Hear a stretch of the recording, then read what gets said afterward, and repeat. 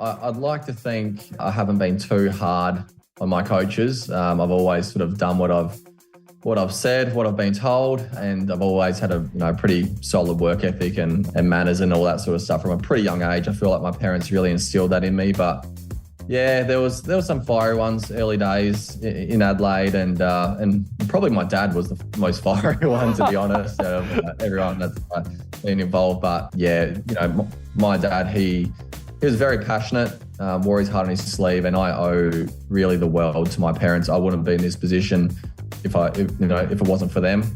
Hey folks, before we start today's episode, a big shout out to our two sponsors, Rackets and Strings and also Southern Slugs. Rackets and Strings are South Australia's biggest tennis store. They've got two stores at Mile End and a brand new one that's just opened down at Summerton Park. That's Unit 2, 11 Oaklands Road, so head on down there. They've got lots of great tennis gear for sale. And also a shout out to Southern Slugs, Pete Oldfield and the gang there. They've got a wonderful event happening up there in Phuket in Thailand in December. That's a 5-day event. There's the over 35s, that's the men, the slugs, and the open age women's, which is the dingoes. So get involved in that. Go to the Southern Slugs Facebook page to find out more details, but should be a lot of fun. Luke Saville, welcome to Sports Legends with Bevo for the first time. Great to have you on, mate. Thanks a lot for having me, guys. Very excited. Now, obviously, the French Open's just started only yesterday, actually. I think we had Kokkinakis playing last night, and he had a great win over Evans, number 20 in the world. So how do you see Kokkinakis and some of the Aussies going over there in the French?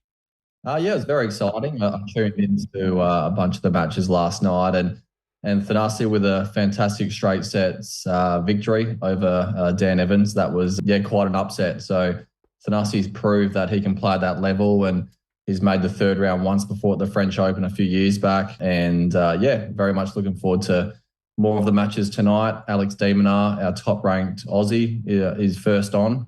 So that'll be at 7 p.m. tonight. Looking forward to that one.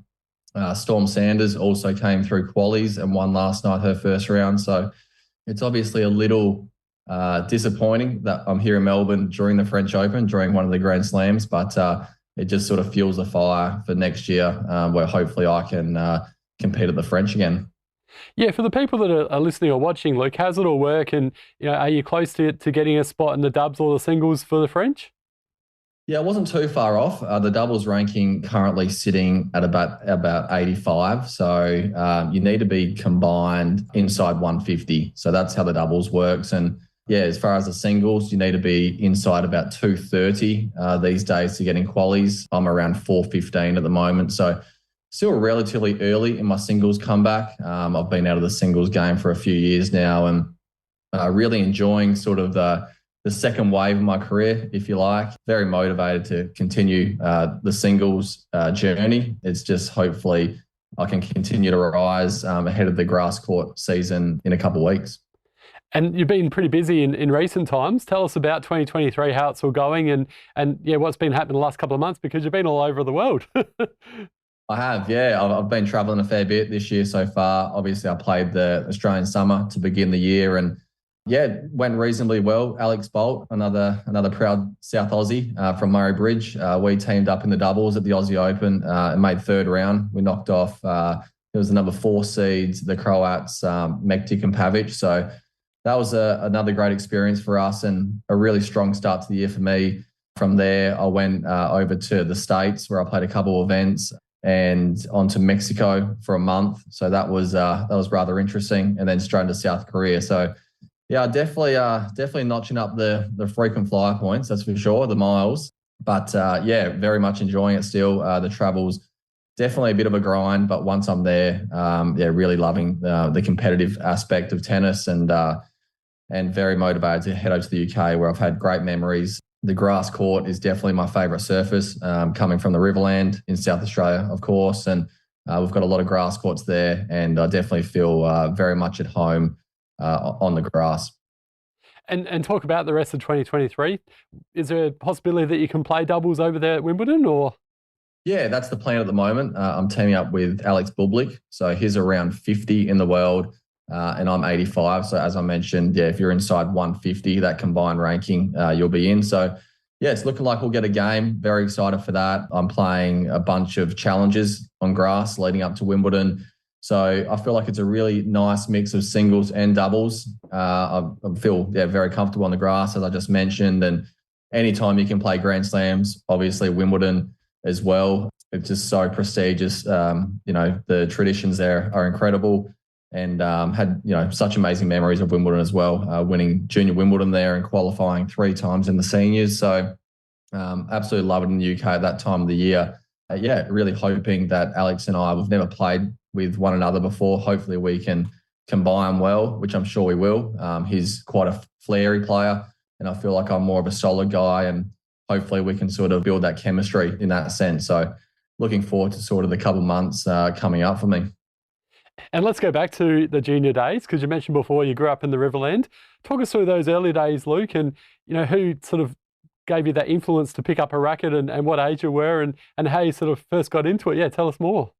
Yeah, it was definitely quite a journey. I am one of 2 other siblings. I've got an older brother and sister, and 5 and 7 years older. So they really started playing, and basically with my parents, my father Mick and mother Judy, and they were sort of playing doubles. We had a court in our backyard, and I remember sort of jumping on the trampoline and watching them play doubles. And as soon as I could sort of sub in, it might have been sort of 4 or 5, I think, and I was in there. I think I took my mum out, and she retired from there. So yeah, my dad, he's an engineer, still going now, and so he built a hitting wall on our tennis court as well in our first house, my childhood house. And I was basically, as soon as I could walk, I was hitting balls up and down the wall. And I really feel like the hitting ball is very underrated these days. It's a great way to build sort of the hand-eye coordination for young kids, young boys and girls. So that's kind of how I started. And in the Riverland especially, there's such a strong tradition of tennis as well. All the small towns in the region have their clubs, and we play juniors, Saturday morning juniors against one another, and Saturday afternoon seniors. And basically I was playing juniors and seniors most Saturdays, and down the Cobby Club, Cobdogla, very small town there on the Murray River. And yeah, that's really how my journey sort of started from the age of sort of 7, 8, 9. We were starting to make trips up to Adelaide. It's 2.5 hours one way, so 5 hours return. And my parents are sort of taking in turns of taking me up to Adelaide sort of 2, sometimes 3 times a week around that sort of 8, 9 years of age mark. And I think it got to one day when my dad was, we're almost home, and he might have got a speeding ticket or something. And he basically just said, Luke, you and your mum have to go up to Adelaide and sort of continue the journey from there, because it was very tough on me, who was obviously, young and still in school, but very tough on my parents as well. It was long days and just not very sustainable. So we made the decision, the sacrifice to move to the city, move to Adelaide. And we were there from 10 to 16. I went to primary school and secondary school there at Prince Alfred College. Had a fantastic time in Adelaide for those 6 years, and then from there moved to Canberra, the AIS, Australian Institute of Sport, for 3 years till I was 19, and then been in Melbourne ever since. So that's a little bit about my journey. And what was it like having older siblings as well? Pretty tough, in the backyard. I can imagine playing some pretty competitive games of cricket, basketball, tennis, that sort of thing. I think so. Yeah. Like I mentioned, they're 5 and 7 years older. So there was definitely a point. There wasn't so much of a rivalry with my sister, Katie, but probably more my brother, Troy. He was obviously beating me up until a point. And I haven't thought about it too much, but I remember being a little bit frustrated. I couldn't get over the top of him for a while. But I got to an age where, it might have been sort of 12 and he might have been 19. But to be fair, I was playing full time and had, big aspirations, and Troy and Katie, both very equipped, very good tennis players for our region, but obviously didn't have the opportunities I did. So it got to a point where I started to knock my brother off, and that's probably when he stopped playing, to be honest. It's so funny. I've got a younger brother as well, and I remember playing against him a few years ago, and he absolutely spat the dummy when I beat him, and didn't talk to me for about 3 or 4 hours. So I get that sibling rivalry, mate. Absolutely. It's very, very strong, very real. Oh, that's gold. And, growing up as well, who coached you, Luke, and who's your coach nowadays? Yeah, I've had a bunch of coaches through the journey. Back in the early days in the Riverland, Mike Horsman, a shout out to him. He did a lot of work with me in my very young age, very junior years. And then when I went to Adelaide, Mark McMahon, Kylie Moulds, Graham Neville, Broderick Dyke. So all through those 6 years. And then yeah. Like I said, I probably had double digits of coaches throughout the journey, and all played a very strong part and unique part in my career, in my journey, and my development as a player. So and a person as well. So it was had a lot of coaches through there, and then currently I'm working with a very experienced coach by the name of John Trickey here in Melbourne. He's probably mid-60s, and he's been sort of around the game for probably 45, 50 years even. He played himself, and he worked in Germany for quite a while. He was based in Stuttgart, I think he was saying, and also working with a trainer here in Melbourne by the name of Mark McGrath. And we do a cross-section of work, and we sort of really look for the transfer from the off-court training in the gym onto the court. So we do a lot of work with that, and we've been working for at least 8 years. So he's been a real constant for me, and I think it's great to have those guys or girls in your corner, in your camp that are constants, because you've built that trust, and that's obviously very important to have those people on your team. And then John's kind of a little bit new, probably the last couple of years, but his experience and his knowledge have been fantastic for me. And I've heard some interesting stories about Mark Woodford's dad, Ray, a bit of a fiery character in terms of a coach. Have you had some interesting coaches as well that get a bit fired up at you, Luke, or have they been pretty laid back? Yeah, I've had a few. I'd like to think I haven't been too hard on my coaches. I've always sort of done what I've said, what I've been told, and I've always had a pretty solid work ethic and manners and all that sort of stuff from a pretty young age. I feel like my parents really instilled that in me. But yeah, there was some fiery ones early days in Adelaide, and probably my dad was the most fiery one, to be honest, out of everyone that's been involved. But yeah, my dad, he was very passionate, wore his heart on his sleeve, and I owe really the world to my parents. I wouldn't be in this position if it wasn't for them. They really sacrificed a lot for me to be here. So without them, I owe them the world, really. Now, I want to ask you about the Australian Open. You made it through to the final with Max Purcell. That must have been a pretty amazing experience to play in an Aussie Grand Slam with a fellow Aussie in the final. Yeah, that was crazy, to be honest. That was an absolute whirlwind. Very, I was going to say unexpected, but it was very unexpected. But we showed very strong form leading up to that for about a year. We were playing very well on the Challenger Tour, and we were winning so many challenges. I think we set the record at the time for 7 or 8 Challenger titles in a year in 2019. So we just hadn't had that opportunity at the top level, at tour level, at Grand Slams, to really show what we're made of. And we got a wild card that year in 2020. And yeah, really just, we got through our first round. We took out maybe the 6th or 7th seeds, Roger and Takao, second round. And really from there, the draw opened up a little bit. And, just match by match, the belief grew. And it's very funny. Tennis in general, but specifically doubles, there's so much momentum involved, and we felt like we gained the momentum in that tournament and really ran with it. And yeah, we had a pretty tough one in the final. Those guys play well, and Ram Salisbury to this day, 3.5 years later, are sort of the number one pairing in the world, and a very strong team to deal with. But that was a real eye opener that we have the level, Max and I, and we've stopped playing now. We've gone our separate ways. Maxi's doing great things on the singles tour, and I'm trying to join him as well. But that was probably one of my bigger achievements, and to do it here in Melbourne where I live and home Grand Slam, that was pretty awesome. From memory as well, though, that might have been the only time, I think, when there was no crowd. So wasn't it in 2020? Was I correct? Because of the COVID situation? No, so that was a normal year. It was 2021 where it was pretty quiet. Sort of the COVID started to swell around, probably about a month after the Aussie Open, so early March, right. And that's when both tours sort of shut down for about 6 months during that 2020 year. That's right. Yeah, you got in just before. Yeah, exactly. And last year it would have been unbelievable as well, getting to make your Davis Cup debut. Tell us about that experience, Luke, and when you found out you'd be, making your debut for your great country. Yeah, that was pretty amazing. Team events in tennis is such an individual sport. So whenever you can represent something bigger than yourself in a team, and then especially your country, is absolutely incredible. And I hold that very high up in achievements and things to do in tennis. So, I felt like I'd been pressing. I'd been pressing on the door for probably a year or two since Max and I made that final at the Aussie. I feel like we were looking out for a doubles pair in Davis Cup. And I think finally when I got the call up from Leighton and he said I was gonna debut in March in 2022 last year, and I think he called me, sort of early February.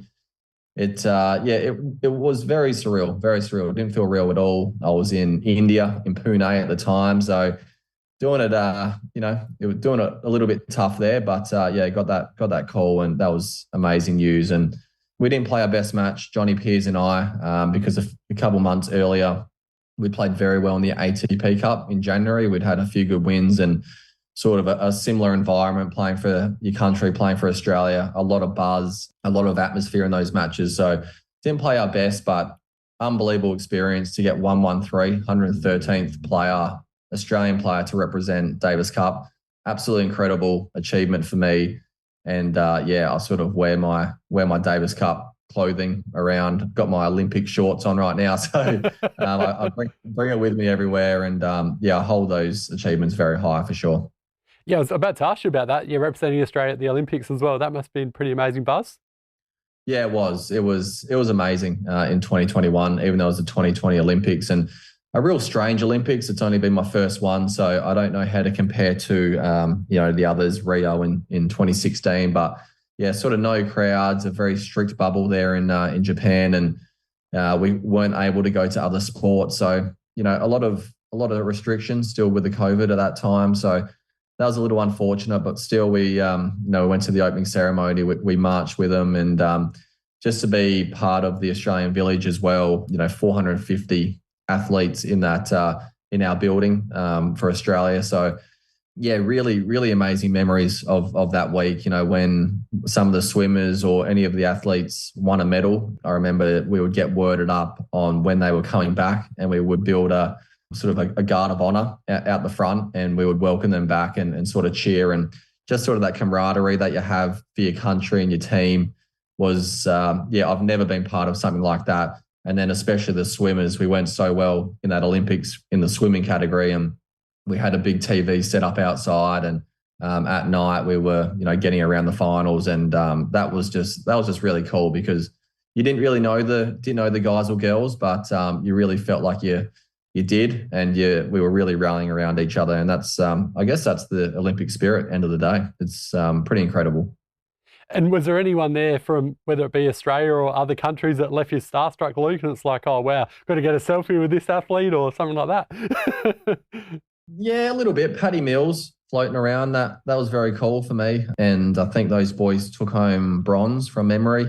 But the basketball guys, they were very funny. Yeah, there was sort of tables and chairs set up outside the village there, our sort of housing estate. And yeah, I remember sort of bantering with them most mornings. We're having coffee. We had our own barista from Australia out there, so making some nice coffees and just sort of just having breakfast outside with them. And yeah, I think it was Aaron Baines. He was getting drug tested one morning, and I saw him walk out. It might have been 7:30. I had an early practice session or something, and he was walking out with a drug tester in his boxers. So he didn't. He got woken up nice and early, but he didn't bother to put sort of any clothes on. So he was walking off to sort of the doping area. I kind of thought there was no other sort of basketballers there at that time, so I was thinking to myself, oh, that's pretty funny. But it was only me who sort of saw it. So I was just waiting there, and sure enough, some of the basketballers started to greet, and it's probably about an hour later, and I heard them sort of talking and laughing and stuff. And I think they got worded up that Baines was walking back sort of any minute, and sure enough, he started walking back. Same thing in his boxes, just a mask in his boxes, and he got greeted with a few sort of cheers and laughter, and so that was one of the funnier moments for sure. And I got told as well, back at the Atlanta Olympics, they had about 9 McDonald's. Was that the same kind of thing in Tokyo as well? Oh, I think that's changed a little bit. There was no Maccas there, but probably three sort of food halls, dining halls. One enormous one. I've never seen something so big in my life, and just sort of seeing all the other villages as well from all the other countries, all the flags set up, and it was very cool to be part of that for sure. And let's talk about your lovely wife, Daria, formerly Daria Gavrilova, now Saville. Where did you guys first meet, and tell us about that experience? We first met in the under-16s Junior Davis and Fed Cups in San Luis Potosi in Mexico. And it was sort of one of those things. I think we were both sort of 15 and 16, and we might have said hi, and that was about the extent of our exchange at that point. And sort of things sort of started to escalate a bit from there, and we met up at the following Australian Open a few months later, and started talking. But sort of early days in juniors and whatnot. It's obviously not too serious. I'm from Australia. She was still in Russia at that time, and we were playing some of the same events, but we weren't seeing each other really at all. And it probably got a lot more serious when we were about 19 and 20.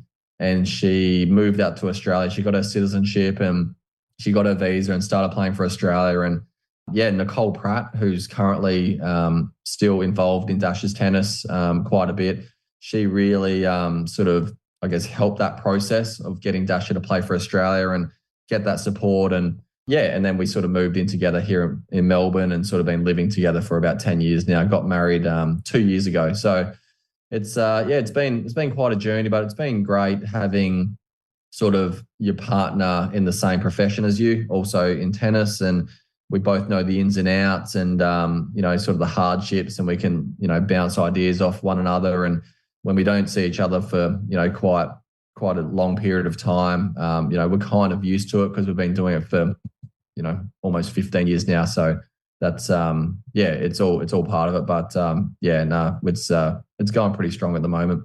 And who wins the games between you two? Do you have to give her a bit of a handicap, or you try and be nice to her? How does that work? We would hit up and down the middle, we'd warm up, and then that's probably about it. We would definitely not get to the points part, the competitive part, because it'd just get too fiery. But she would. Let's just say she'd beat me in a forehand cross court rally. But if we open things up from there, she might struggle a little bit. But her forehand is definitely world class. I would say maybe top 5 forehands in the world. She's currently here training and rehabbing an ACL injury that she did last October, so her second ACL. So, she's not too far off, and she's planning on playing Wimbledon. Before we let you go, Luke, as well, always like hearing the stories about your fellow players that you play with, whether it be Aussies or some overseas guys, but who are the funny players on the circuit and why? If we can stick with Aussies, our fellow South Australian Thanasi Kokonakis, he's quite a character. He's always great to sort of hang around with and banter with, and he just loves the center of attention. He loves the spotlight, the big fella, and if you just don't talk and just let him talk all day, he could be there for hours. But his coach as well, Todd Langman, he's a really good dude as well. And Gail Monfils, he's always a funny guy as well, and a real genuine nice guy. I hadn't seen him for quite a few years. Obviously, he was injured, and him and Alina just had a baby as well. And I saw him recently, and it just we sort of caught up, and real sort of genuine guy. But in terms of a lot of the other Aussies, we're not too loud, we're not too exuberant, but whenever we get together on tour, there is great banter, and I think we've just built that for many years because we have to sort of stick together. We're a long way away from the States and Europe, and we've got to do long stints. And I think if you just sort of hang, by yourself in your hotel room and whatnot, it can be quite lonely, and the days and weeks can sort of drag along a bit. So the banter is very strong amongst a lot of the Aussies, and we all get along very well. So I think that's very pleasing to know that all the Aussies have got your back. It's sort of great when you get out on tour with them.